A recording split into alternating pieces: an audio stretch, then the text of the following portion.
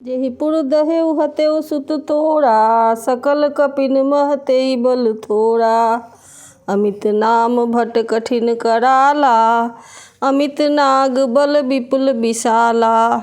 जिसने नगर को जलाया और आपके पुत्र अक्षय कुमार को मारा, उसका बल तो सब वानरों में थोड़ा है।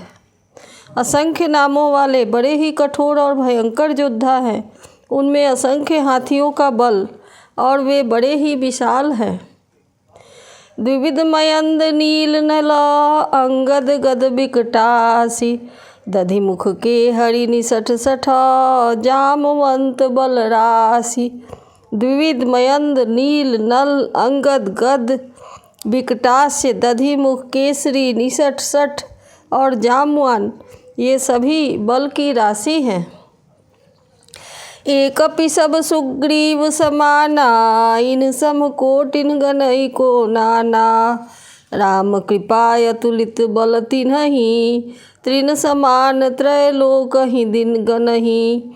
ये सब वानर बल में सुग्रीव के समान हैं और इनके जैसे एक दो नहीं करोड़ों हैं। उन बहुत सो को गिन ही कौन सकता है। श्री राम जी की कृपा से उनमें अतुलनीय बल है। वे तीनों लोकों को तृण के समान समझते हैं। असमय सुना श्रवण दस कंधर, पदुम 18 जूथप बंदर। नाथ कटक मह सो कपि नाही, जो न तुम्हि जीतै रन माही।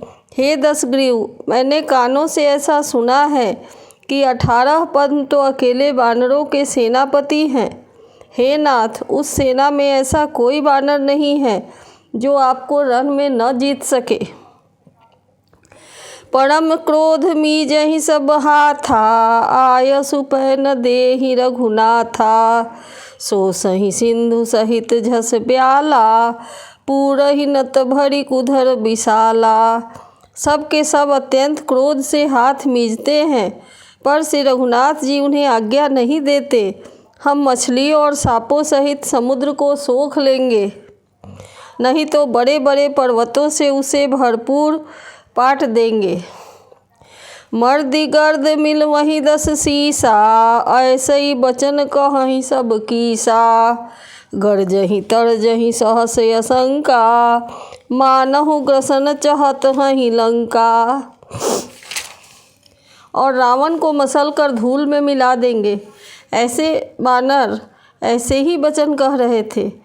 सब सहज ही निडर हैं, इस प्रकार गरजते और डपटते हैं मानो लंका को निगल ही जाना चाहते हैं। सहज सूर कपि भालु सब, पुनि सिर पर प्रभु राम। रावण काल कोटि महु, जीत सकहि संग्राम।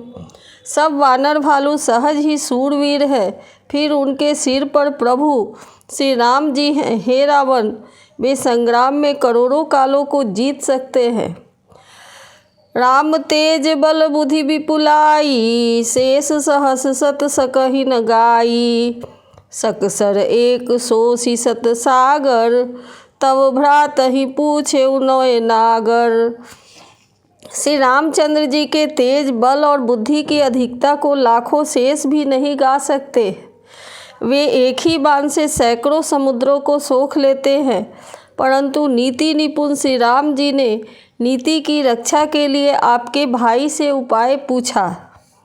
तासु बचन सुनि सागर पाही, मागत पंथ कृपा मन माही। सुनत बचन बिहसा 10 सीसा, जौ असिमति सहाय कृत कीसा। आपके भाई के वचन सुनकर वे श्री राम जी समुद्र से राह मांग रहे हैं। उनके मन में कृपा भरी है, इसलिए वे उसे सोखते नहीं। दूत के ये वचन सुनते ही रावण खूब हंसा और बोला, जब ऐसी बुद्धि है तभी तो वानरों को सहायक बनाया है। सहज भीरु कर बचन दिढ़ाई, सागर सन ठानी मछलाई। मूढ़ मृषा का करसि बड़ाई, रिपुबल बुद्धि थाह मैं पाई। स्वाभाविक ही डरपोक विभीषण के वचन को प्रमाण करके उन्होंने समुद्र से मचलना ठाना है। अरे मूर्ख, झूठी बड़ाई क्या करता है। बस मैंने शत्रु के बल और बुद्धि की थाह पा ली है। सचिव सभीत विभीषण जाके, विषय विभूति कहाँ जगता के। सुनि खल बचन दूत ऋष बाढ़ी, समय विचारी पत्रिका काढ़ी। जिसके विभीषण जैसा डरपोक मंत्री हो, उसे जगत में विजय और विभूति कहाँ। दुष्ट रावण के वचन सुनकर दूत का क्रोध बढ़ गया। उसने मौका समझकर पत्रिका निकाली।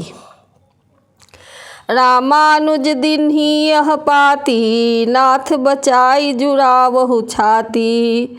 बिहसी बाम कर लीन्ही रावण, सचिव बोली सठ लाग बचावन।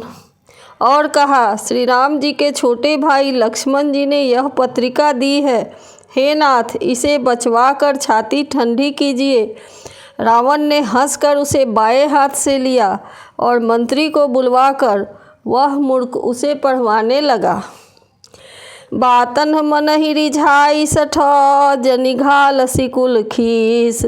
राम विरोध नौ बरसी, शरण विष्णु अजईस।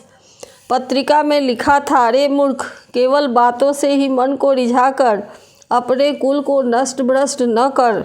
श्री राम जी से विरोध करके तू विष्णु ब्रह्मा और महेश की शरण जाने पर भी नहीं बचेगा। कीतजी माने अनुजीव, प्रभुपद पंकज भृंग। होहि कि राम सरानल, खल कुल सहित पतंग। या तो अभिमान छोड़कर अपने छोटे भाई विभीषण की भांति प्रभु के चरण कमलों का भ्रमर बन जा, अथवा रे दुष्ट, श्री राम जी के बाण रूपी अग्नि में परिवार सहित पतंगा हो जा। दोनों में जो अच्छा लगे सो कर। सुनत सभय मन मुख मुस्काई, कहत दसानन सब ही सुनाई। भूमि परा कर गहत आकाशा, लघुता पस कर बाग बिलासा। पत्रिका सुनते ही रावण मन में भयभीत हो गया, परंतु ऊपर से मुस्कुराता हुआ वह सबको सुनाकर कहने लगा, जैसे कोई पृथ्वी पर पड़ा हुआ हाथ से आकाश को पकड़ने की चेष्टा करता हो, वैसे ही वह छोटा तपस्वी लक्ष्मण वाग विलास करता है, डींग हाँकता है। कह सुकनाथ सत्य सब बानी, समुझहु छाड़ी प्रकृति अभिमानी। सुनहु बचन मम परिहरि क्रोधा, नाथ राम सन तजहु विरोधा। दूत ने कहा, हे नाथ, अभिमानी स्वभाव को छोड़कर सब बातों को सत्य समझिए। क्रोध छोड़कर मेरा वचन सुनिए। हे नाथ, श्री राम जी से बैर त्याग दीजिए। अति कोमल रघुबीर सुभाऊ, यद्यपि अखिल लोक कर राऊ। मिलत कृपा तुम पर प्रभु करिही, उरुपराध नये कौ धरिही। यद्यपि श्री रघुबीर समस्त लोकों के स्वामी हैं, पर उनका स्वभाव अत्यंत ही कोमल है। मिलते ही प्रभु आप पर कृपा करेंगे और आपका एक भी अपराध वे हृदय में नहीं रखेंगे। जनक सुता रघुनाथ ही दीजे, इतना कहा मोर प्रभु कीजे। जब ते ही कहा देन बय देही, चरण प्रहार कीन्ह सठते ही। जानकी जी, श्री रघुनाथ जी को दे दीजिए। हे प्रभु, इतना कहना मेरा कीजिए। जब उस दूत ने जानकी जी को देने के लिए कहा, तब दुष्ट रावण ने उसको लात मारी। नाई चरण सिर चला तो सो तहाँ, कृपा सिंधु रघुनायक जहाँ। करी प्रमाम निज कथा सुनाई, राम कृपाया अपनी गति पाई। वह भी विभीषण की तरह चरणों में सिर नवाकर वहीं चला जहाँ कृपा सागर श्री रघुनाथ जी थे। प्रणाम करके उसने कथा सुनाई और श्री राम जी की कृपा से अपनी मुनि का स्वरूप पाया। ऋषि अगस्त्य की साप भवानी, राक्षस भयउ महामुनि ज्ञानी। बंदी राम पद बारहि बारा, मुनि निजे आश्रम कहूँ पग उधारा। शिव जी कहते हैं, हे भवानी, वह ज्ञानी मुनि था। अगस्त ऋषि के शाप से राक्षस हो गया था। बार बार श्री राम जी के चरणों की वंदना करके वह मुनि अपने आश्रम को चला गया। विनय न मानत जलधि जर, गए 3 दिन बीत। बोले राम सक्रोप सब, भय बिनु होहि न प्रीति। इधर 3 दिन बीत गए किंतु जर समुद्र विनय कहाँ मानता। तब श्री राम जी ने क्रोध सहित कहा, बिना भय के प्रीति नहीं होती।